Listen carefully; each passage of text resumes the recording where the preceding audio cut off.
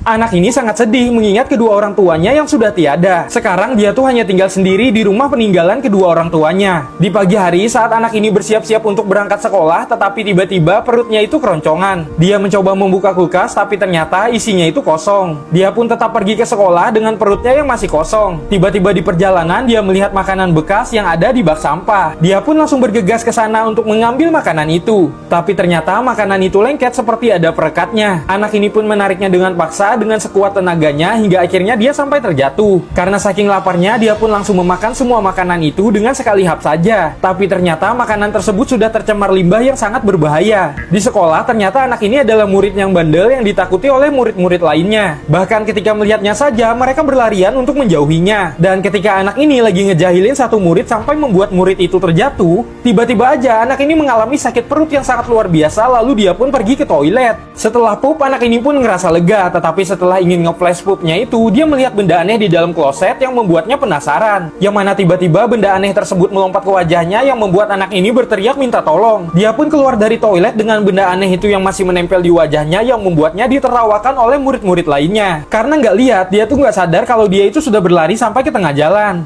Lalu ada seorang pengendara mobil yang terkejut dan dia tuh sudah nggak bisa ngerem lagi. Tetapi anak ini yang sudah berubah menjadi sesosok aneh berhasil menahan mobil tersebut lalu membantingnya. Tubuhnya pun sekarang sudah dikendalikan oleh sesosok alien jahat, yang mana alien itu bernama Venom dan dia tuh sekarang sedang kelaparan lalu mengincar sebuah supermarket. Venom pun pergi ke supermarket tersebut lalu mengambil banyak makanan dari dalam sana. Karena tindak kejahatannya itu, ia pun akhirnya dikejar oleh polisi. Tetapi sosok Venom bisa berlari dengan cepat bahkan melompat dengan tinggi, sampai membuat kedua polisi ini kebingungan melihat kemampuannya itu.